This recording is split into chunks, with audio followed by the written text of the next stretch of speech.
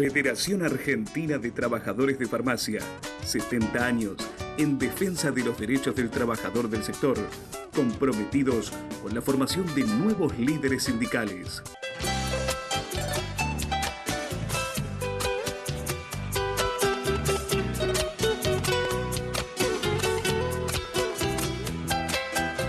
¿Qué tal, amigos? ¿Cómo están todos? Sean ustedes, por supuesto, bienvenidos a este programa de Proyecto Federal en la emisión número 597 ininterrumpidamente en la televisión argentina y, como siempre, hablando de temas de actualidad, donde hoy vamos a estar hablando de economía, vamos a estar hablando de salud, vamos a estar hablando también de qué pasa con nuestra canasta, con nuestro bolsillo, temas realmente candentes en nuestra sociedad. Y como siempre, Gustavo Vidallaga, ¿cómo estás? ¿Cómo te va, Luis? Vieron ustedes, ¿no? Ahí lo tienen a Luis Villanueva, su nueva figura a partir de su dieta. O sea que si quieren nutricionista, le tienen que pedir la vía de comunicación a Luis Villanueva. Muchas gracias, Gustavo. Pero ahora sí vamos a hablar, primero, temas económicos. Realmente hay un escenario de incertidumbre complejo. Digo escenario de incertidumbre porque, a ver, podemos tomar el tipo de cambio, el dólar Pratt Guide, que dijo si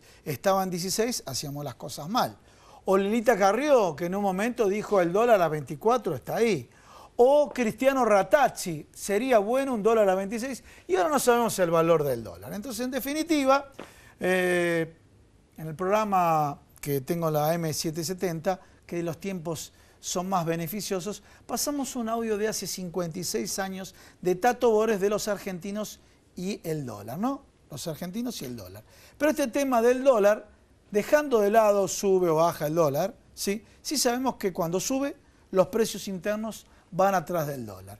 Y tenemos, lo vemos en las góndolas de los supermercados, incluso ustedes saben dónde lo ven, se dan cuenta que las grandes cadenas de supermercados actualizan más rápidamente los precios que el super chino, que el super de la esquina y demás.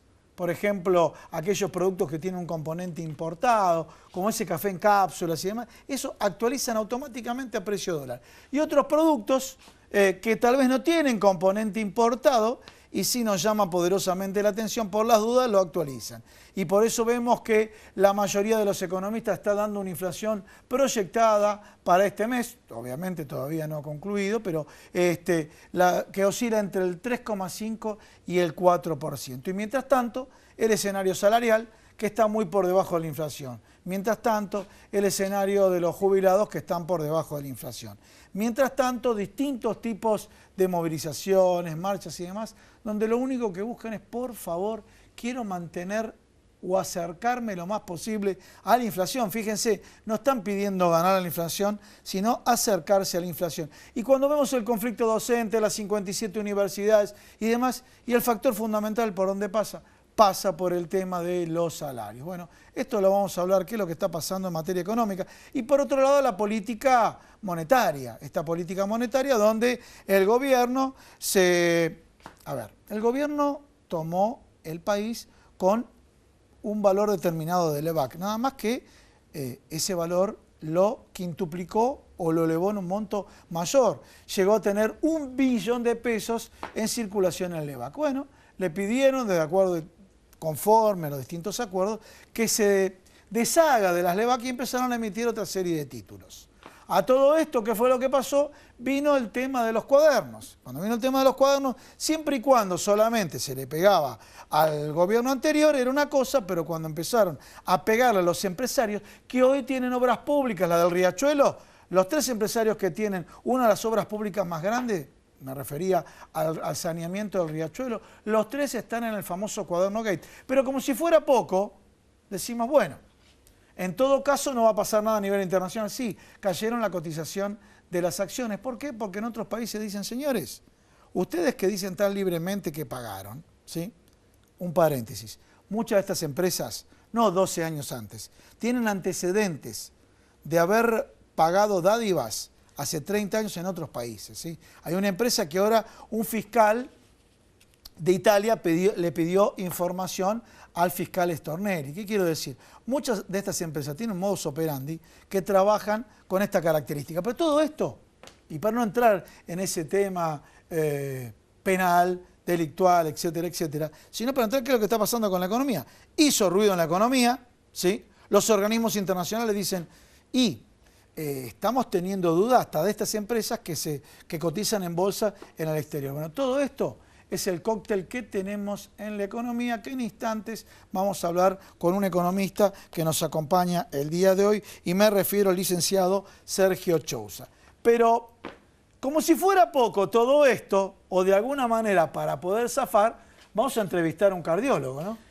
La verdad que sí, ¿no? Porque Gustavo bien lo dice, por un lado está toda esta cuestión económica. No va a matar, el doctor nos va a matar, yo digo, bueno, obviamente, el estrés debe ser una de las causas prevalentes del infarto, ¿no? Pero bueno, presentalo, por favor. Pero justamente, ¿no? Como bien dice Gustavo, uno se preocupa, nos preocupamos, estamos alterados, no sabemos realmente dónde estamos, parados en un montón de situaciones. Esto genera estrés, genera preocupación, genera un montón de cuestiones. Y bueno, esto también está relacionado con la calidad de vida y la forma de vivir que tenemos en este momento los argentinos. Para eso vamos a hablar justamente con el doctor Alejandro Dició, él es cardiólogo del Sanatorio Otamendi, prevención en cardiología, y recordando que el 29 de septiembre próximo justamente se celebra el Día Mundial del Corazón, para concientizar sobre todas las cosas. ¿Sabes qué tema? Obviamente que cada caso es único y irrepetible, pero un tema que tiene suma actualidad. Ustedes saben que se hizo la media maratón en la ciudad de Buenos Aires, 21K, y falleció una persona y demás. Obviamente el doctor no lo atendió, pero sin embargo para todos aquellos que hacen prácticas deportivas, aquellas recomendaciones, ¿no? Porque cuando uno se entera de estos hechos, bueno, directamente no hay que correr. O aquellos que son deportistas, cuidado, a ver si te ocurre tal o cual cosa. A ver, ¿cuáles son los factores por los cuales eventualmente se pudo haber producido? Pero deportista, era sí, habitual, pero bueno, hay que ver el chequeo, los estudios, la ergometría, distintos tipos de estudios que se pueden hacer los deportistas de alto rendimiento, complementarios para ver si existe una forma, mucha gente, como los organizadores te piden un certificado aptomédico, mucha gente dice, ¿me haces un aptomédico? Y buscan un médico amigo y le hace el aptomédico, ¿no? Y ¿es un uso y costumbre o no es un uso y costumbre? Sí, no, es un mal uso y costumbre, es un vicio. Pero sin embargo, bueno, esto lleva a que todo lo que realizamos en una práctica deportiva, nos hacemos los chequeos, son suficientes. ¿Es solamente una vez por año? ¿No lo es? Bueno, todo esto lo vamos a hablar con el doctor Dició. Y también, para hablar de tarifas, nos acompaña el doctor Héctor Polino, titular de Consumidores Libres. Ya anunciaron los aumentos para el mes que viene, para el mes de septiembre, señores. Bueno, más allá de la nafta, los servicios, etcétera, etcétera. O sea, nos asombramos de los indicadores de inflación, pero esta nueva suba de tarifas tracciona la inflación hacia arriba. Así que bueno, con todos estos temas... ¡Qué temitas, Vamos a una presentación y comenzamos el programa el día de hoy. Dale.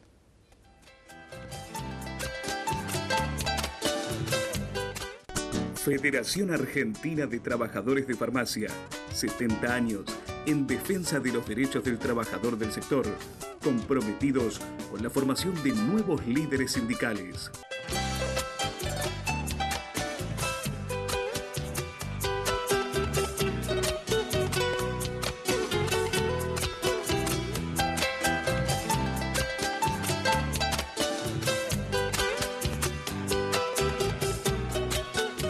Bueno, comenzamos el programa el día de hoy hablando de economía, que distintos hechos de la realidad, no perdamos de vista lo que está pasando en la economía, que en definitiva es lo que afecta a tu bolsillo. Nos acompaña hoy el licenciado Sergio Chousa. Bueno, Sergio, gracias por venir al programa. Y siempre cuando uno maneja o ve tanta información, ¿por dónde comenzamos? Y te diría, a ver, ¿qué es lo que estás viendo en materia inflacionaria y de alguna manera que no hay síntomas de que se está desacelerando? Sí, en materia inflacionaria tenemos más de lo mismo, un tercer año consecutivo de una subestimación bastante importante de los efectos que inciden sobre lo inflacionario por fuera de lo monetario, ¿no? Hay un buen control de lo monetario en este régimen de metas de inflación, pero hay una subestimación del resto de los factores que inciden sobre el proceso inflacionario. Me refiero a tarifas, seguramente acá Héctor comentará mucho sobre lo que está incidiendo en la suba de servicios públicos en materia de incidencia inflacionaria, pero también la cuestión cambiaria, ¿no? El tipo de cambio donde tenemos una matriz industrial tan dependiente de los productos del exterior, ¿no? De las importaciones, sobre todo en materia de insumos, en materia energética, incide mucho sobre el precio de los diferentes productos en una segunda ronda, ni que hablar de los productos que son directamente importados de consumidor final y cuando aumenta el tipo de cambio, automáticamente se traslada al precio consumidor. Y también en materia de la inflación de costos, ¿no? En la cual tenemos un proceso en el cual las firmas, las diferentes empresas, sobre todo del segmento industrial, ya no pueden más soportar sobre su matriz de costos, su matriz productiva, los incrementos tarifarios y alguna cuestión de incrementos salariales, sobre todo en aquellos sindicatos que están logrando reaperturas paritarias, ¿no? Recientemente tuvimos el caso de los bancarios que lograron cerrar un 32% y eso... Bueno, comentemos, bancario, el sector de la economía que más creció, Claro. ¿sí? Que más rentabilidad tuvo, ¿no? Sí, la rentabilidad del sector bancario, del margen... Estamos en el ranking del sector agropecuario, el sector bancario, dentro de los ganadores de este modelo y después otros sectores que, bueno, en términos medios y otros perdedores, ¿no? Sí, yo lo subiría a algunos rubros en materia agropecuaria. Algunos rubros, correcto. Este sí, año en particular, por la seca, no tuvieron un buen rendimiento el trigo y en parte la soja, también los precios internacionales vienen a la baja, pero sí, bueno, obviamente la continuidad de la política de baja de retenciones les es favorable. Pero me parece que el sector financiero sigue siendo por excelencia el que más está ganando. En los primeros 6 meses del año, el margen de rentabilidad financiera aumentó un 57%. Esto es ostensiblemente por arriba de la inflación de cualquier indicador, con lo cual siguen teniendo una rentabilidad real positiva. Por lo cual, obviamente, una paritaria un poco más propicia, un poco más cercana a la inflación esperada ahora, para este año. Este es el tema, ¿no? Porque uno, a ver, ve la realidad del dólar, ¿no? Y el dólar que no va encontrando ese techo, que pareciera por ahí una estabilidad que te dio julio, parecía. Después nos encontramos con este agosto realmente con un dólar que comenzó en ascenso. Y entonces el tema, como decís vos, la paritaria que se cerró, es decir, que se cerró, suponete, con el tema de bancarios u otros que pudieron llegar a cerrar. A ver, ¿sirve? ¿Y hasta dónde va a servir? Estos que estamos hablando que son los grandes y aquellos que manejan las economías desde el punto de vista que pueden arreglar paritarias mucho mayores, pero los otros sectores van a estar es como que tuvieran que estar constantemente obligados a tener que cerrar paritarias mes a mes, porque no sabés realmente dónde puede terminar el valor del dólar. Vos recordá que el mecanismo de cláusula gatillo era efectivo en ese sentido, porque ese ajuste, esa recomposición, eventualmente se formulaba de manera automática. En la actualidad, esta cuestión de volver a sentarse en la ronda paritaria cuando la contraparte lo permite, porque no en todos los rubros se están pudiendo volver a renegociar, bueno, es muy problemática sobre los salarios reales. Me parece que el problema de fondo es la inestabilidad cambiaria con todas sus causales, ¿no? Por un lado, los factores exógenos que los hay. Definitivamente estamos en un mundo en el cual las economías emergentes no tienen un buen contexto. Hay una retracción de los capitales globales hacia los países centrales, las economías centrales, aumento de la tasa de interés de Estados Unidos, la guerra comercial de Estados Unidos con China y con otros países. Son todos factores que coadyuvan al hecho de que los capitales globales salgan de las economías emergentes como la nuestra. Pero no solamente el factor externo implica esta inestabilidad cambiaria, porque cuando nos comparamos con el resto de los países de la región, el efecto no es tan importante, ¿no? ¿Te puedo interrumpir un segundito? Claro. Justo Brasil tuvo una devaluación, nos afectó, después se revaluó el real y nosotros seguimos devaluando. O sea que estas señales de que se dieron, así, yo obviamente lo que vos mencionás, multicausalidad, multiefecto, pero a veces se simplifica, bueno, era el conflicto Estados Unidos-China, era el conflicto de la suba de tasas de interés en Estados Unidos, era la devaluación de Brasil y en definitiva es cuando uno está con las defensas bajas, hablando de salud, ¿sí? Cualquier bicho que anda por el aire nos pega fuerte y acá estamos viendo cualquier situación internacional, estamos con las defensas económicas internamente muy bajas, ¿no? Sí, eso en economía lo referimos como las vulnerabilidades. Hay diferentes parámetros, algunos subjetivos, pero otros más objetivos para medir el grado de vulnerabilidad de una economía. Y sin lugar a dudas, el riesgo país, además de los factores objetivos, entendido como una sobretasa en la cual tiene que pagar nuestra economía para acceder a los mercados, también es una variable que incide mucho sobre las expectativas. ¿Qué hizo mal el gobierno? ¿Cuáles serían? Dame 3 tips o 4 que haya hecho mal el gobierno y que no tenga que ver tal vez con el factor externo. Definitivamente la subestimación de los diferentes factores que inciden en la inflación y cómo esa variable se disparó totalmente, ¿no? No puedes tener 3 años consecutivos en la cual vos establezcas un régimen de objetivos inflacionarios, de metas de inflación en torno a determinado parámetro y después tengas un grado de alejamiento tan importante, ¿no? Vos podés tener una separación de 2 puntos arriba, 2 puntos abajo, no, es esperable, mientras tanto la tendencia se mantenga a la baja. Ahora, el primer año, recordemos, 40% fue la inflación real cuando la meta había sido el 25%. El segundo año, 17% la meta cuando la inflación fue del 24,8%, 40% de separación. Y en este tercer año fue todavía peor la situación. Empezamos con una meta allá a lo lejos en el tiempo del 10%. El 10%, sí, señor. Después La primera. 15%. Después se transformó en el 15% y después, bueno, se reconvirtió nuevamente al 17%, al 24%. Vamos a cerrar el año seguramente con una inflación más cercana al 35%. Bueno, dependerá cómo termine siendo la devaluación en los últimos meses, ¿no? Pero semejante grado de separación habla necesariamente de la impericia y de la subestimación de todo el resto de los otros factores. Ahora, ¿qué no sabe? A ver, yo no, la verdad que me pregunto, y la sociedad se pregunta, todos nos preguntamos, a ver, como sociedad en general, a ver, tenemos un ministro de Hacienda, teníamos o debemos tener un gabinete económico que debe tener, que dar respuesta frente a estas problemáticas y que debe tener previsibilidad. Ahora, lo que no se nota es justamente esto, es tapar pozos. Es decir, hay un pozo acá, lo tapo y veo cómo hago para tapar aquel que aparece allá, y constantemente vivimos en esta situación. Entonces, no vemos realmente que se tome una decisión real y segura para saber y poder paliar, por más dolorosa que sea, porque esta es dolorosa, pero siguen siendo tapadas de pozos. Me parece que un factor explica eso son las urgencias de la política, ¿no?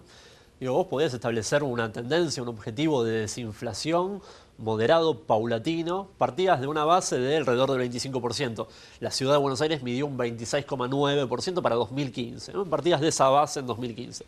Podías trazar una hipótesis de desaceleración gradual, en la cual vayas teniendo una convergencia, tal vez al cuarto año de gestión del nuevo gabinete económico que se erigió en 2015, de a 2 puntos por año, 3 puntos por año, donde también el crecimiento económico vaya licuando parte del déficit fiscal. Entonces, en esa hipótesis mucho más gradualista, seguramente hubieras tenido un soft landing, ¿no? un aterrizaje mucho más gradual y más certero. El gobierno se trazó una hipótesis, una expectativa demasiado ambiciosa, ¿no? Pensaban llegar a 2019, al final del mandato, con una hipótesis de inflación del 5%. Esa fue lo sobreoptimista, lo demasiado ambiciosa que fue la hipótesis. Bueno, van a cerrar 2019 seguramente con una inflación arriba del 20%. Entonces, me parece que eso explica buena parte de esto, de este fenómeno de tapar los baches. Sergio, 19 meses consecutivos de déficit en la balanza comercial. ¿Sí? Por otro lado, en toda la gestión, desde el 2015 hasta ahora, 52.000 millones de dólares de fuga de capitales. Depende del periodo que tomemos, te da 16, 20, no importa. Pero desde 52.000 millones de dólares de fuga de capitales. ¿Qué quiero decir con esto? Y 19 meses consecutivos de la caída de la balanza comercial. Señores, si una empresa tiene dificultades para pagar, tiene que generar ingresos para pagar la cuota que le debe a sus acreedores. Cuando menciono estos 19 meses consecutivos de déficit comercial, significa que tengo que seguir pidiendo plata y no puedo pagar ninguna cuota a mis acreedores. Contanos un poco el escenario. Sí, la situación en materia comercial es realmente muy preocupante porque esa es la fuente de dólares genuinos que tiene nuestra economía, ¿no? Que te genera la capacidad de repago de contraer deudas. ¿Sí? Estamos contrayendo deudas para hablar lo que mencionaste vos en la primera parte, que un sector financiero que ha crecido un 57% su rentabilidad, ¿no? Sí. Y llama mucho la atención que, a ver, la teoría económica clásica, convencional, prescribe que en contextos de salto del tipo de cambio, de aumento del valor del dólar tan pronunciado como el que se desarrolló a lo largo de este año, ya arriba del 65%, va a terminar el año en torno al 80% esperado. Bueno, en momentos de salto cambiario tan importante, habría una tendencia al equilibrio de las cuentas externas en materia comercial, en materia de que empiece a reducirse el déficit comercial y pase a ser un superávit, y en materia también del todo el otro componente de cuentas externas, remisión de intereses al resto del mundo, de utilidades, pago de intereses al resto del mundo, etc. Incluso inversión extranjera directa. Llama mucho la atención que en este escenario, en este 2018, eso no esté ocurriendo. A pesar del salto tan brusco de la moneda, no se estén equilibrando las cuentas externas. ¿Cuánta gente queda en el medio, no? Porque realmente vos te pones a pensar, sí, está bien, vamos a llegar, Dios quiera, el 2019 con una inflación que sea de alrededor del 20%, que las cosas se vayan acomodando. Ahora, la gente que quedó y que está quedando en el medio y que ha quedado absolutamente destruida, no la recuperas más, ¿eh? Sí, es irrecuperable. Pensás en las consecuencias del salto cambiario, pensás en dos cuestiones. Una es lo derivado de el efecto directo que tiene sobre el precio de los alimentos, ¿no? La devaluación se transmite casi de manera directa al precio de los alimentos, y precio de los alimentos al alza es mayor grado de pobreza. Eso tiene una relación económica unívoca en toda nuestra historia económica. Y segunda cuestión relativa al aumento cambiario y las consecuencias es sobre las empresas, sobre todo las empresas de menor escala, donde en un contexto de apertura comercial tan importante como el que estamos teniendo y un nulo disciplinamiento, porque uno pensaba de nuevo que el tipo de cambio iba a lograr disciplinar las importaciones. El hecho de que las importaciones sigan subiendo a más del 10% en este año con una devaluación tan importante destruye el entramado productivo totalmente y sobre todo le pega al sector pyme.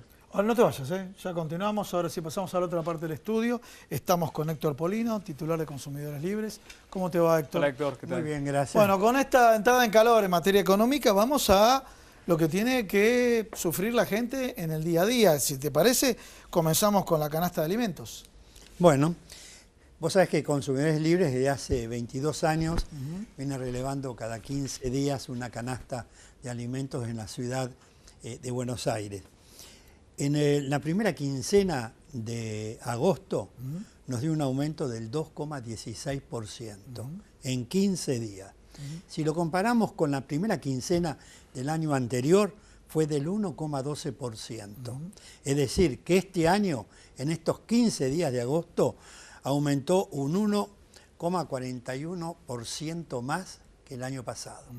1 de enero, 15 de agosto, este año 20,61%.